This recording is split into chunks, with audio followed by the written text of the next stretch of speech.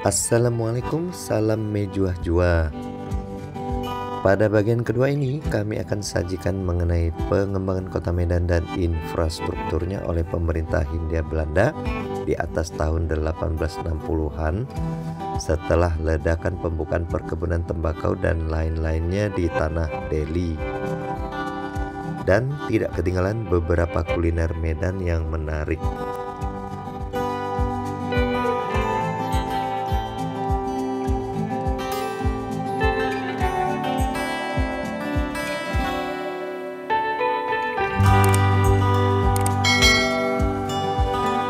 Ciri khas pengembangan kota oleh pemerintah kolonial Belanda adalah selalu menyiapkan paru-paru kota alias alun-alun lapangan hijau terbuka alias esplanade sebutan Belanda.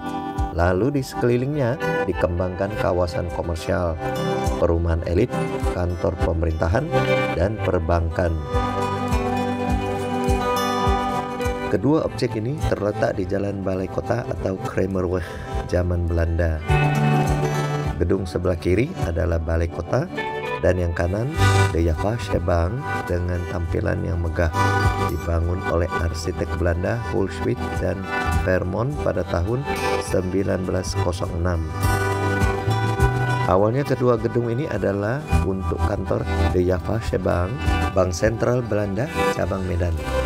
Kemudian gedung sebelah kiri dibeli oleh Dewan Kota Medan saat itu untuk difungsikan sebagai balai kota. Pada tahun 1912, pengusaha Chong Tavi menyumbangkan menara lonceng untuk dipasangkan di atas balai kota.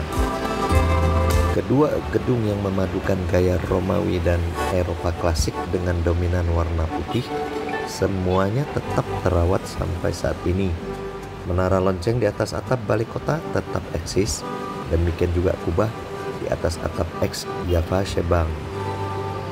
Yang berbeda saat ini adalah fungsi masing-masing gedung. Untuk De Javaasche-Bank dinasionalisasi setelah kemerdekaan 1945 menjadi Bank Indonesia cabang Medan. Sedangkan gedung balai kota sudah menjadi bagian dari Hotel Grand City Hall Medan yang dibangun di belakangnya. Ini adalah interiornya balai kota. Saat ini difungsikan sebagai restoran bernama The Heritage, bagian dari Hotel Grand City Hall.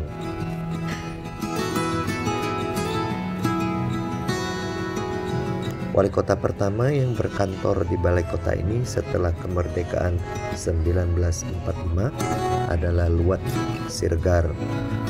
Dan tahun 1990 wali kota ke-12 Haji Agus Salim Rangkuti menjadi wali kota terakhir yang berkantor di sini. Dimulai wali kota ke-13 Bahtiar Ja'far pindah ke kantor wali kota yang baru di Jalan Kapten Maulana Lubis.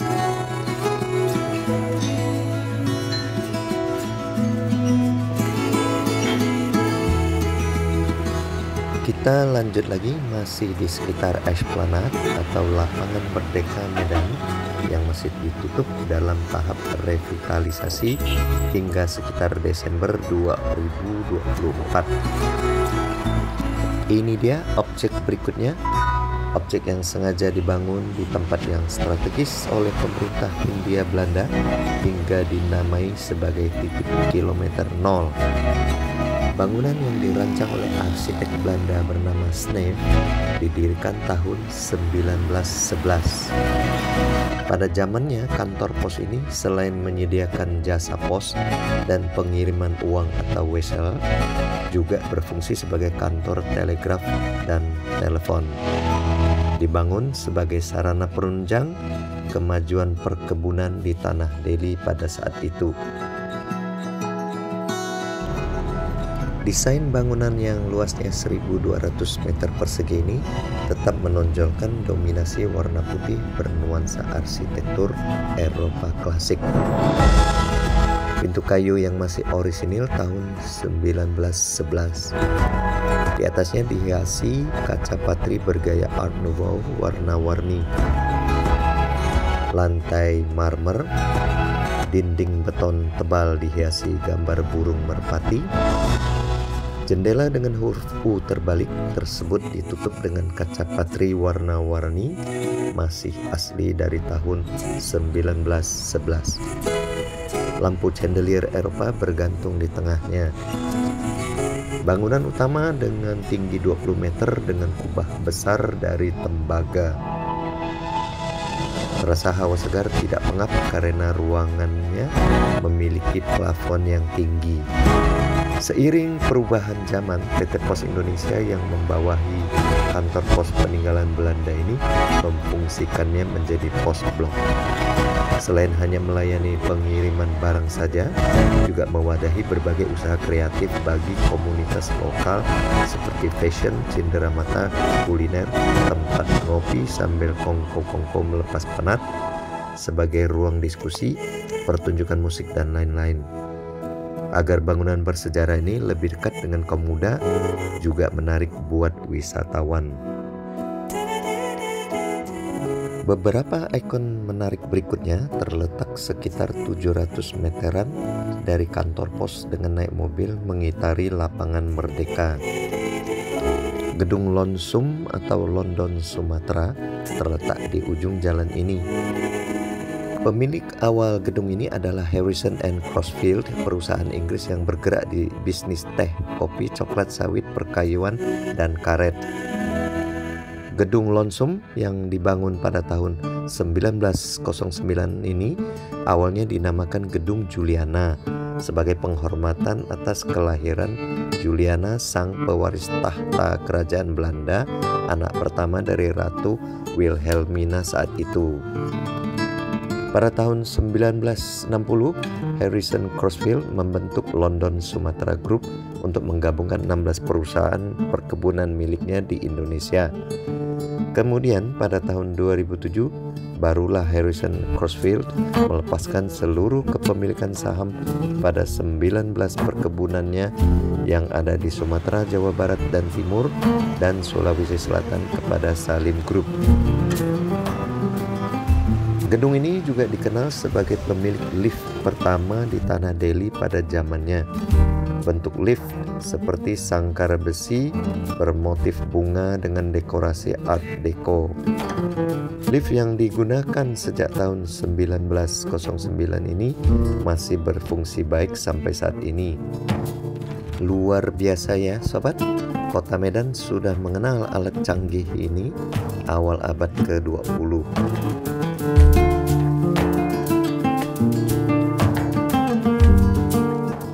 Di depan gedung Lonsum adalah gedung asuransi Jasindo yang dibangun sekitar tahun 1900-an oleh maskapai pengangkutan perkapalan KPM atau Koninklijke Paketvaart Maskapai atau maskapai paket kerajaan Belanda. Perusahaan shipping yang mendominasi pengangkutan antar pulau pada zaman Hindia Belanda. Gedung di sebelah Jasindo adalah gedung yang populer pada zamannya sebagai pusat perbelanjaan bernama Senghap, dibangun tahun 1900. Gedung dengan tampilan 8 pilar gaya Romawi sebagai penyangga muka bangunan tersebut adalah milik mantan pedagang kelontong keliling Tan Tang Ho, seorang perantauan dari Batavia atau Jakarta. Kondisi gedung saat ini terbengkalai dan kelihatannya mulai rusak. Lingkungan sekitar Lonsum pada zaman dulu dikenal sebagai Jalan Kesawan, tempat bertumbuh kembangnya daerah komersial dan perumahan orang-orang kaya. Salah satu orang terkaya saat itu, Chong Afi, juga tinggal di sini. Kami akan siapkan episode tersendiri yang membahas bagaimana sepak terjang Chong Afi dari seorang migran yang tidak punya apa-apa menjadi seorang konglomerat beserta aksi filantropinya juga kemegahan tempat tinggalnya. Pada episode tersebut akan kami sandingkan dengan salah satu kerabatnya, orang terkaya dari Penang, Malaysia. Salah satu saingan Senghap pada zaman itu adalah Medan Warren Huis atau Department Store Medan yang diresmikan pada tahun 1919 milik pengusaha Belanda. Model bangunannya bergaya klasik Eropa berlantai 2. Gedung ini juga terbengkalai, atap sudah jebol, jendela hilang, pintunya juga rusak. Sekarang diambil alih oleh Pemkot Medan untuk direvitalisasi. Gedung menarik berikutnya adalah Gedung Afros yang dibangun pada tahun 1919 diprakarsai oleh para pengusaha karet dari Belanda, Belgia, Inggris, dan Amerika. Kantor berlantai 3 ini bercirikan kubah hijau berbentuk setengah lingkaran dengan lonceng di bawahnya. Asosiasi Pengusaha Perkebunan Tembakau bentukan J.T. Kramer dari tahun 1879 akhirnya juga ikut meleburkan dirinya ke dalam Afros pada tahun 1952. Pada tahun 1967, Afros berganti nama menjadi Badan Kerjasama Perusahaan Perkebunan Sumatera, disingkat BKSPPS. Berikut infrastruktur yang dibangunkan pemerintah Hindia Belanda.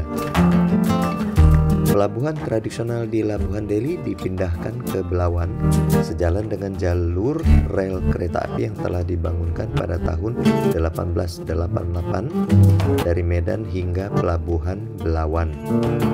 Delhi Maskapai melalui anak perusahaannya Delhi Spoorweg Maskapai atau DSM membangun Pelabuhan Belawan menjadi pelabuhan internasional supaya kapal-kapal kapasitas besar dari luar negeri juga bisa berlabuh, mengangkut penumpang dan barang antar pulau dan antar negara. Pelabuhan Belawan yang terletak di tepi Sungai Belawan saat kini sudah dimodernisasi. Pelabuhan yang dikelola oleh Pelindo ini mampu melayani bongkar muat peti kemas, menjadi pelabuhan utama dan terbesar di Pulau Sumatera untuk mendukung jaringan logistik bagian barat Indonesia. Pemerintah Hindia Belanda melalui Delhi Spoorweg Maskapai atau DSM juga menggenjot pengembangan perkereta apian di tanah Delhi. Tahun 1908, DSM sudah membangunkan jalur kereta sepanjang 250-an kilometer. Tahun 1939, panjang jalan kereta sudah mencapai 550-an kilometer melayani Medan sampai Rantau Parapat. Inilah gedung DSM yang pertama, kemudian beralih fungsi menjadi kantor telepon dan telegram pada tahun 1918. Fungsi yang sama berlaku sampai sekarang di bawah kendali PT Telkom. Gedung DSM yang kedua berhadapan dengan gedung DSM pertama, berfungsi sebagai kantor kereta api. Saat ini menjadi kantor PT Kereta Api Divisi Regional 1 Sumatera Utara.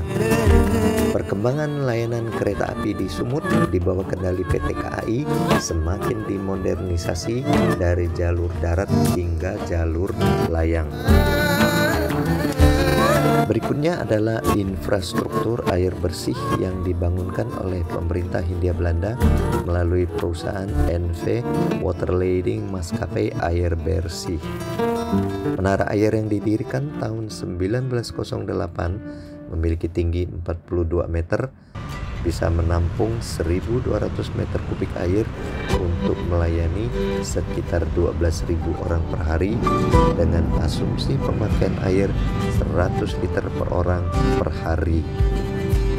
Sumber airnya dialirkan dari Sibolangit berjarak sekitar 45 km sampai ke kota Medan. Setelah kemerdekaan, NV Waterleiding tersebut diambil alih pemerintah dan mulai tahun 1979 menara air tersebut dikelola oleh Perusahaan Daerah Air Minum atau PDAM Tirtanadi.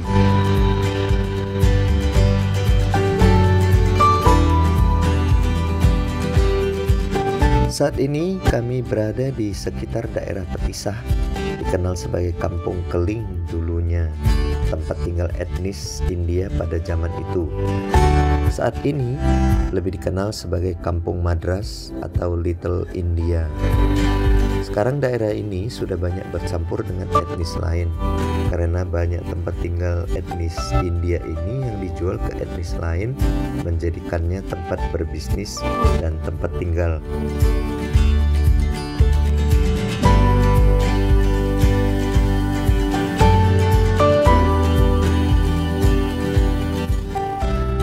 Ini adalah kuilnya orang Hindu, kuil Sri Mariamman yang didirikan tahun 1884, terletak di Jalan Tengku Umar, Kecamatan Medan Petisah. Inilah kuil Hindu terbesar dan tertua di Medan. Kuilnya warna-warni, dihiasi menara gopuram atau gapura, menara bertingkat yang menjadi ciri khas kuil-kuil Hindu dari India Selatan, Tamil Nadu, Andhra Pradesh, dan Kerala. Paling depan ada patung Dewi Sri Mariamman di tengah, sebelah kanan patung Dewa Sri Murugan, dan sebelah kiri patung Sri Vinayagar. Dewi Sri Mariamman dipercaya oleh orang Hindu sebagai Dewi Penyembuh dan Dewi Hujan.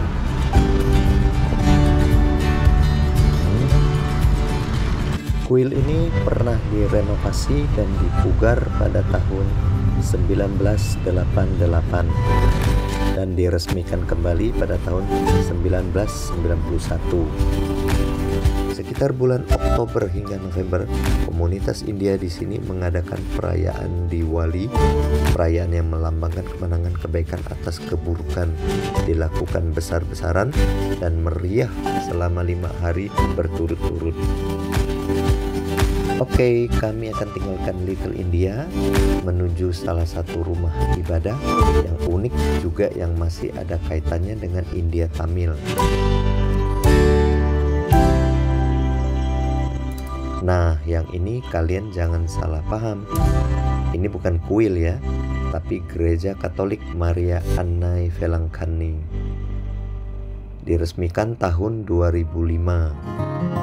Gereja yang unik bentuknya ini pendiriannya diprakarsai oleh seorang pastor Yesuit keturunan Tamil India, Father James Bharata Putra, atau nama aslinya Michael Pattinam.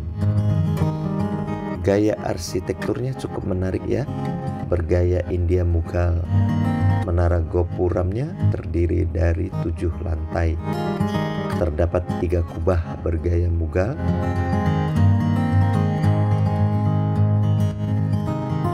Sejarah perkembangan umat Katolik Tamil India adalah setua kedatangan mereka ke Medan Delhi sebagai pekerja di perkebunan.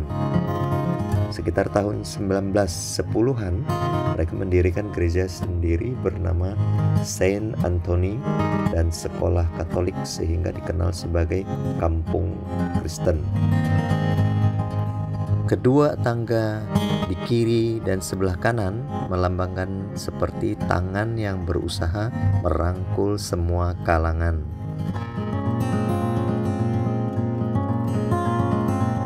Lantai bangunan dibagi 3 tingkat.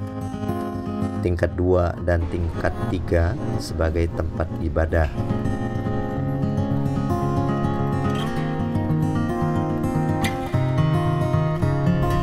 Lantai dasar sebagai aula Santa Anna.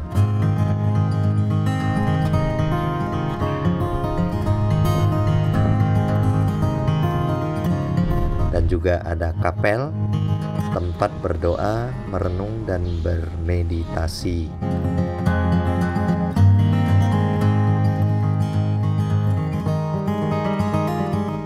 Berikut ini beberapa gereja Katolik dan Protestan yang masih eksis dari masa Hindia Belanda sampai saat ini yang sudah berusia ratusan tahun.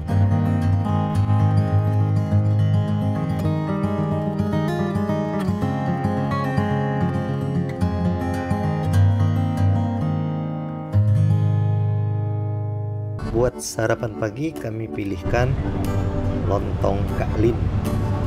Ciri khasnya lontong sayur dan lontong pecel.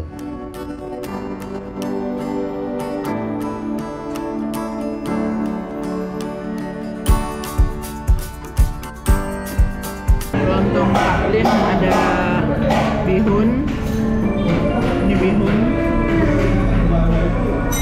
ada kering kentang, sayurannya kacang panjang,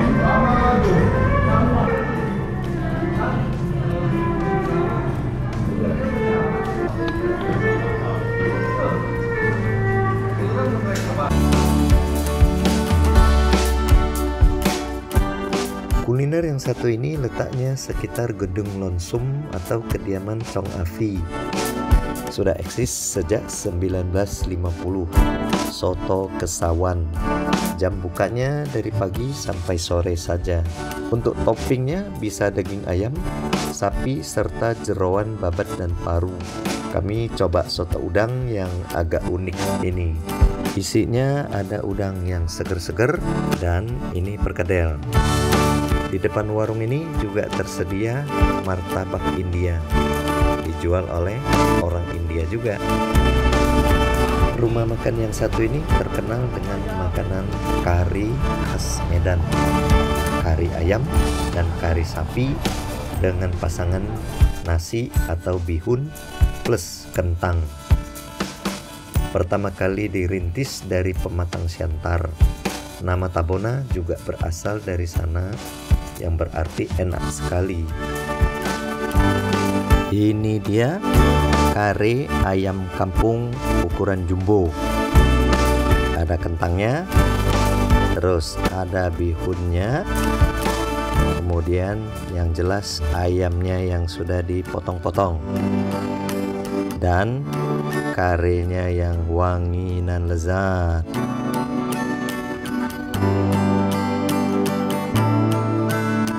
Buat makan malam kami pilihkan yang ini yang terletak di Jalan Semarang. Kangkung belacan ini spesialnya di sini. Ya, spesialnya di sini. Beto kangkung belacan. Ya. Isinya apa aja? Cumi, bakso, udang, sama telur, tauge, sayur-sayur. Kuetiaunya ada kangkungnya. Ada kangkungnya. Oh, bukan sawi. Bukan. Kalau sawi dia pakai tanpa belacan. Tanpa belacan. Ini ada belacannya. Ada belacan pakai sayur kangkung. Oke. Bebek, kangkung, tauge, Ya, bawang putih. bawang putih, Ya. Ini terasinya. dan belacan Ya. alias terasi. Ya.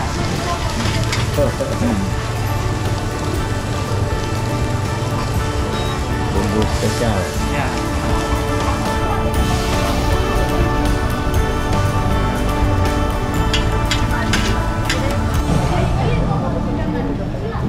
Satu porsi 50.000 ya? 51.000. Dia ada kas 1.000. Ya. Sip. Mari kita coba. Enak nggak? Buat yang senang terasi, belacan ya tentunya enak ini ya. Terasa banget belacannya.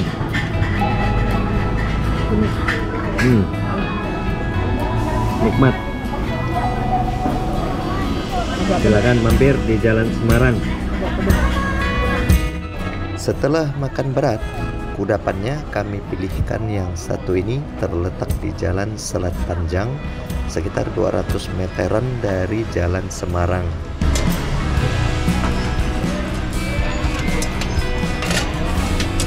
Siapa cuy? Nambah api? Ya, nambah api. Sabar, bentar lagi. Martabak piring, benar-benar pakai piring ya? Iya. Itu pakai apa? Arang? Ini arang. Arang ya.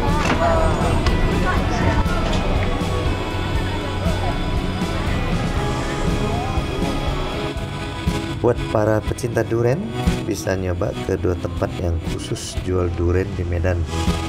Pertama, Si Bolang Durian.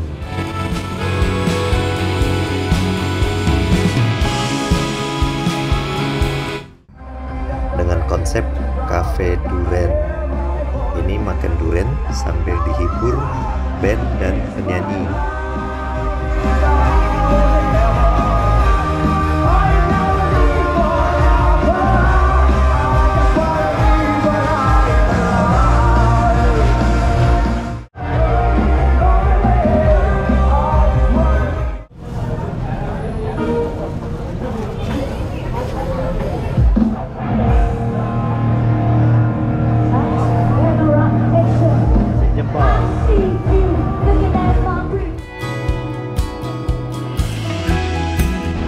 Ini penjual durian yang kedua. Ucok durian yang sudah legend sejak tahun 1985.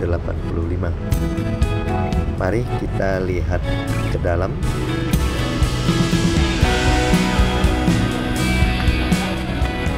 Kalau ini konsepnya warung biasa saja. Tempatnya cukup lapang dan dihiasi foto-foto orang-orang terkenal yang pernah berkunjung di sini, diantaranya Presiden Jokowi dan rombongan.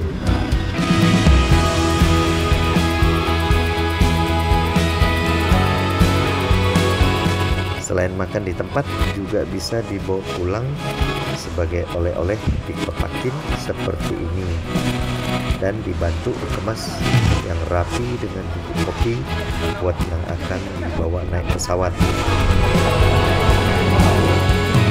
Ini adalah rentang harga per kotaknya. Kenalkan pemiliknya nih, Bapak Ucok. Ya, Jenderal Abidin alias Ucok Durian. Ares Ucok. Ya. Dari kapan bukanya, Bang? Wah, udah lama. 85. Iya. Sejak Abang umur berapa nih? Udah semenjak umur berapa itu? 18 tahun. 18 sudah bisnis ya? Udah bisnis ya. Woi. Bukan apa, Pak? Jadi nggak kuliah? Enggak, Enggak. enggak kuliah. Tamat SMA saja? Tamat SMA ya. Wah, Enggak tamat SMA, SMP tamat kelas juga. 2 keluar. Wah, luar biasa. Tidak buka cabang ya? Sampai sekarang kami di Medan tak ada buka cabang. Di Kami sini hanya saja? di sini aja di Kota Medan. Kota Medan Ya. ini. Ini jalan apa? Wahid Hasim. Jalan Wahid Hasim, Kelurahan Bagura, Kecamatan Medan Baru. Oke. Di Medan. Oke. Kami nggak ada buka cabang di mana-mana. Semboyan kami jangan bilang pernah ke Medan kalau belum singgah ke Ucok Durian. Woi. Mantap. Mantap.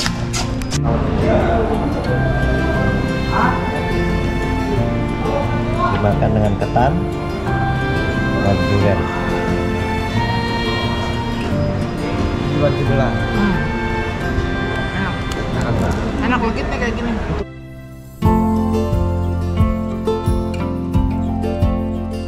Sobat listener, kita sudah hampir sampai di penghujung cerita mengenai Medan. Berhubung adanya penemuan tanaman tembakau Deli membuat Medan bertransformasi dari kampung kecil menjadi Paris van Sumatera karena saking banyaknya bangunan bergaya Eropa yang dibangunkan pada masa itu. Kita bersyukur sewaktu jalan-jalan ke kota Medan kita masih mendapat kesempatan menikmati kemegahan gedung-gedung bersejarahnya yang dipelihara dengan baik oleh masyarakat bersama dengan pemerintah daerah Medan. Seperti kata orang bijak, manusia yang tidak mengenal sejarah masa lalunya dan budayanya adalah seperti pohon yang tidak punya akar. Kami akan sudahi episode ini. Nantikan cerita kami selanjutnya mengenai orang terkaya di Medan pada era 1900-an dan kerabatnya dari Pineng. Cerita mengenai perjuangannya, mengenai kemegahan rumahnya yang menganut filosofi Feng Shui. Wassalamualaikum, salam mejuah-juah.